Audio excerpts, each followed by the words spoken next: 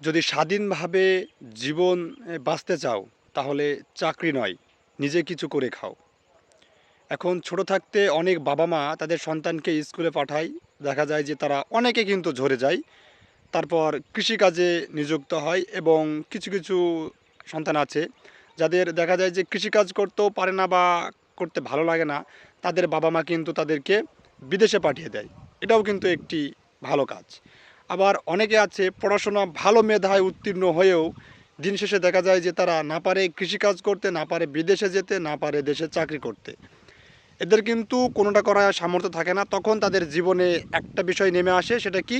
বেকারত্বের ধস। বর্তমানে আমাদের বাংলাদেশে যেটা মুখ্যম সমস্যা সেটা হচ্ছে বেকারত্ব। আর এই বেকারত্ব বৃদ্ধি পাচ্ছে। পড়াশোনা করে খালি চাকরি করব চাকরি করব, মানে পরাধীনতা। আরে ভাই, চাকরি করা মানে তো অন্যের অধীনে কাজ করা, নিজের কোনো স্বাধীনতা নাই।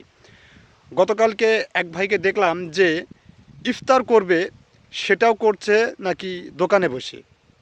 তারপর রাত 8টার সময় তখনও পর্যন্ত সে বাসা পায় না। কি করছে? অন্যের অধীনে চাকরি করছে। তাহলে এই যে চাকরি করছে, চাকরি করার পরও যে নিজের একটা স্বাধীনতা নাই, তাহলে সেই ইনকাম পয়সা টাকা দিয়ে জীবনে কি করা যাবে?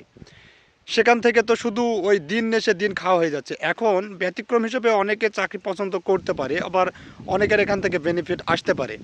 তবে আমি যেটা বলবো, যদি বাংলাদেশের বেকারত্ব থেকে দূর করতে হয়, সেখানে যুবকদের একটাই লক্ষ্য থাকবে, সেখানে চাকরি নয়, নিজে একটা কিছু করে দেখাবো। এখন এই করে দেখাতে হলে কি করতে হবে? নিজেকে চেষ্টা করতে হবে। শুরুর দিকে হয়তো অনেক কষ্ট হবে, অনেক খারাপ সময় পার করতে হবে, কিন্তু তারপরেও হাল ছেড়ে দিলে হবে না। ধৈর্য সহকারে সামনে এগিয়ে যেতে হবে। এই যে বিষয়টি, এই বিষয়টি কিন্তু সবার মাথার ভিতরে আসবে না। তবে জীবনে কোনো কর্মই কিন্তু ছোট নয়।